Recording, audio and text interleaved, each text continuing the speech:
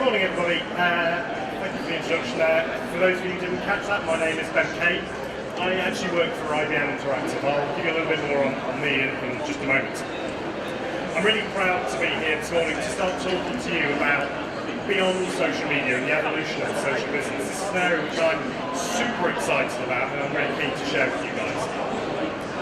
So first and foremost, a little bit about me. So I come from a very long telco background. I've worked for a number of mobile operators. I actually worked for BlackBerry, who stands just behind us. I've worked for a number of people in this area. I've been around and done a lot of roles, customer experience, through marketing, through digital type roles. Most recently, I'm delighted to have been part of the launch. I'm sure that's a brand you guys are very familiar with, one very close to my heart. So my specialisms particularly are digital, and clearly from the title of this event, social as well. So I have in the last few months joined IBM Interactive. For those of you who aren't aware of who we are, we obviously are part of IBM. We think of us as the digital agency part of IBM. We're actually globally the biggest digital agency in the world. In the UK we're number 2. So we are a big player in this space. My role at IBM is to really talk about social and share where I see social going and where we can help clients help with their social journeys. If you do want to tweet about me, please do so. I know a few of you already all picked up on my Twitter ID. Please feel free to tweet good, bad, comments, questions. I will respond to them, I promise you. So look, before we move too fast into this, let's just kind of get ourselves on the same page, right? We all know social is here. We all know it's been around for a little while. We all know that it's literally changing the world. And I particularly like this cover from Time magazine a few years ago. And this is kind of a real kind of nod to the Arab Spring uprising and the role that social plays in the downfall of particular governments in particular countries. Bringing it a little bit closer to home, however, you see a lot of brands, and we're going to talk about this in a second, getting involved with social. Having been involved with social personally for about the last 7 or 8 years, I've seen a huge evolution in what consumers want from social, what consumers expect from social, and what businesses can get from those social platforms. Unfortunately, very few brands have kept up with that evolution. And I'll show you my evolution model in a few minutes, but what I'm really keen to do is share with you my thoughts on the evolution that we've seen and where I see it going, so hopefully help you in your day jobs going forward. Last but by no means least, very few brands have got social right, in my opinion. I see some pockets of brilliance, some really good executions of marketing or service or recruitment or you name it.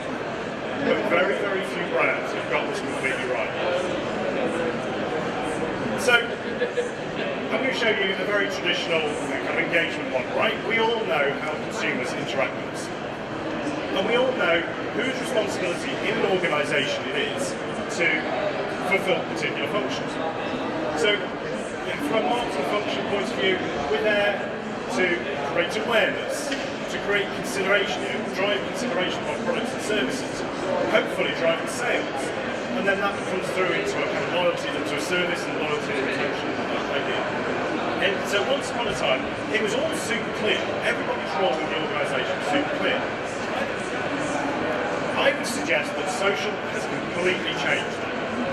So now, because your consumers, your customers, have unprecedented access to your products and services, information about your products and services, reviews, comments, questions about your products and services, actually, things have changed. No longer do we have those organisational silos. Now, we're starting to see customer service people, for example, being marketing assets. In the organisations in which I've worked, I've very vocally said some of the customer service agents who are responding to my customers on Twitter, for argument's sake, are possibly my best marketing assets. Or, in certain cases, can be your worst nightmare. They can be your biggest marketing liability. So as marketers, we have a responsibility not just to do what we've done traditionally, but think beyond our natural places. So I'm going to ask you guys a question. A hands-up question. Hands up if you do social in your brand.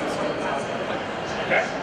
And by that I mean, do you have branded presences out there on the main social platform? So that's a big old number.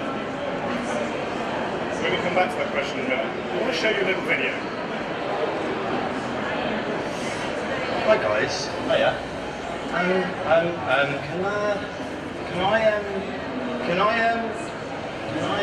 Can I be your friend? Can I be your friend? What? Yeah. Yeah.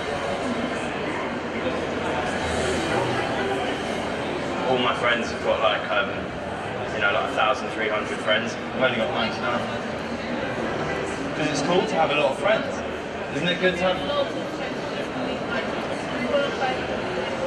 Do you want to maybe look at some photos of like me with my mates and maybe like want to be my friend more? If I showed you some pictures of my life, it's really cool, you'd be a bit more interested. Sorry, I just poked you.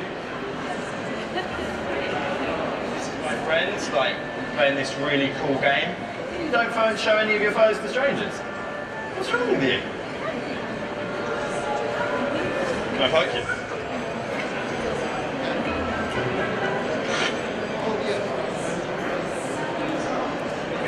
So I've played that clip in conferences all over the world.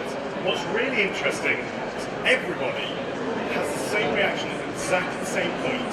There's a little wry smile, there's that slightly uncomfortable feeling that actually we've all fallen into that situation where as marketers we've gone after likes, we've gone after friends, we've kind of said this is the most important thing to us.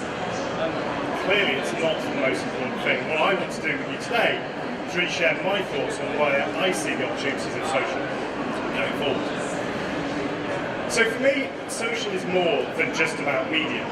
And actually, one of the things I like to try and do in these events is ban the word media. Now, as soon as I said that, I find myself using it in every third sentence, so I will catch myself out, I'm sure, at this point in time. But for now, I'm going to say the word media is banned. Just talk about social.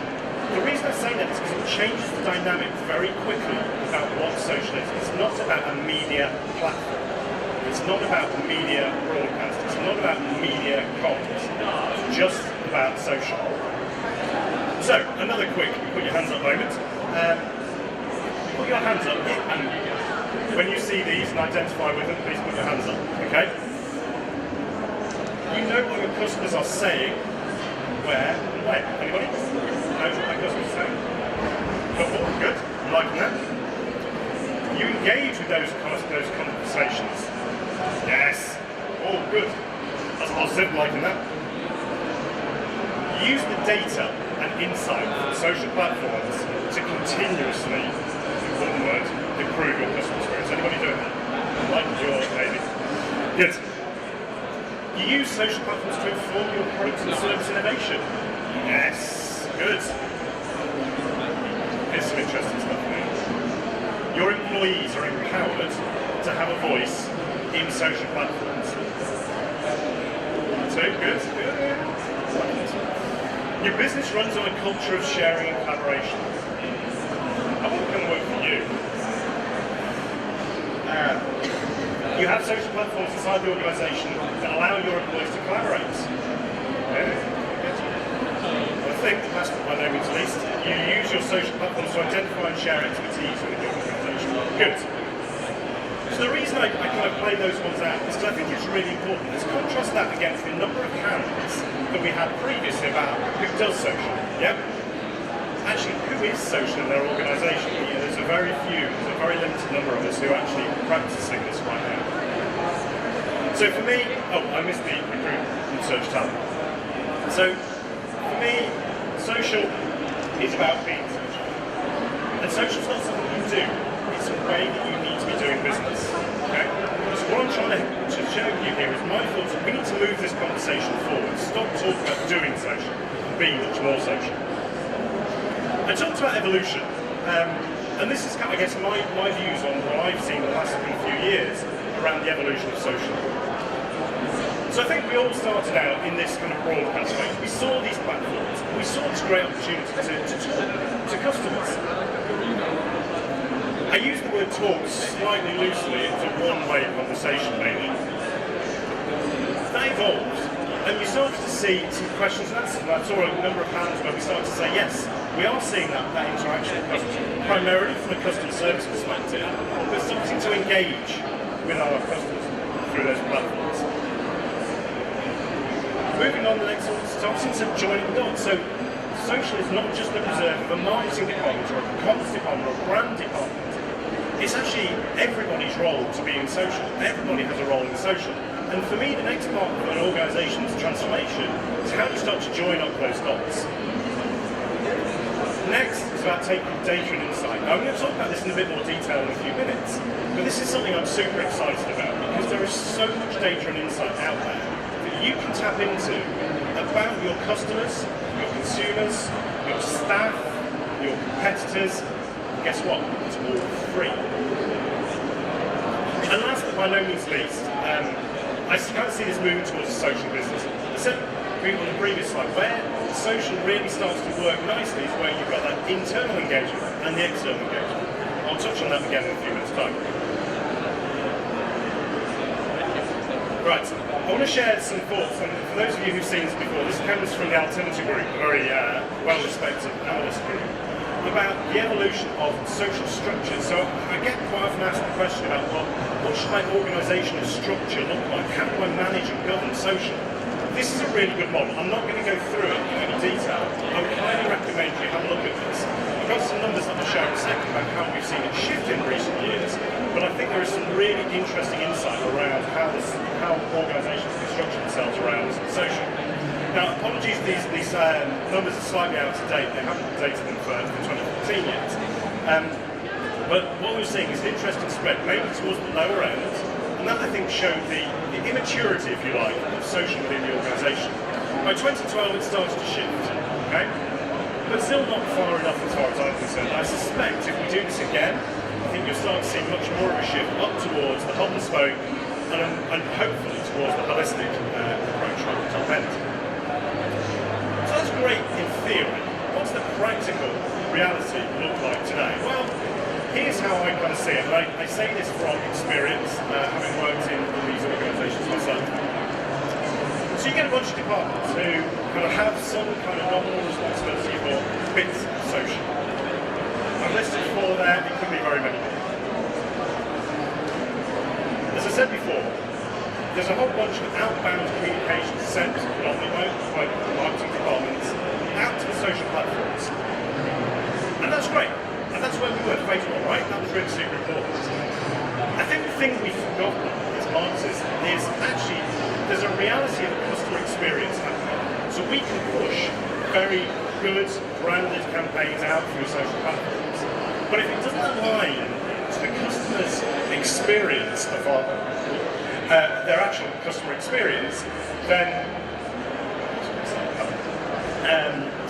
we've got this big disconnect in terms of pushing one message, but actually they're having a very different experience elsewhere. And what I've seen that happens as a result of that is it leads to considerable levels of friction. So in reality, what happens? So we push that message out, customers are having an experience, and inevitably they ask a question, and lots of them. We've been caught a bit off guard, and as a result, we can only respond to a very few number of those questions. Now, this is fairly rudimentary, I absolutely accept that. But I think it's super, super important to recognise this is what's happening in probably the majority of brands that I've worked with over the last kind of few years, and certainly now. So as a result, it's massively inefficient, it's massively disconnected from the true customer experience. It's a very inside-out approach, which is totally not social. It massively wastes media spend, and the amount of money that we spend marketing through social platforms, whether it's Facebook and Twitter and so on and so forth, happily will take our money. I would suggest we are wasting money if we do not have a good structured approach to social in place. None of this is driven by data and insight. I'll give you an example. You can very quickly discern when your customers are online. My customers, for example, are online generally on a Tuesday evening between 7 and 9 in the evening. Guess when we pushed all of our marketing campaigns out? Thursday morning at 9 o'clock. Why would you do that? It doesn't make any sense. So aligning what your customers are doing with your activity is so super important. Ultimately, if you don't get it right, your customers suffer. So I talked very briefly about the end state of social business. And this is kind of how I see it. It's a never-ending loop where you have your external engagement, understanding and engaging your customers, really tapping into those communities of expertise. Because I guarantee for all of your brands, products and services, there will be people out there who love you, who know about you, who know about your products and services better than you do. Tapping into that is so super powerful and such a winner for you. But okay, you kind of go, okay, I'll get that. So what? How do we then take that and start to improve business processes? And one of the things I'm going to go in data in a minute is how you take that real-time insight and start to drive business performance on the back of it.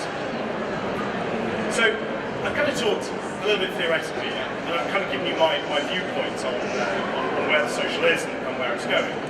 I want to kind of give you a few more practical tips, things that I've learned and have done in my career that I think can be helpful to you guys.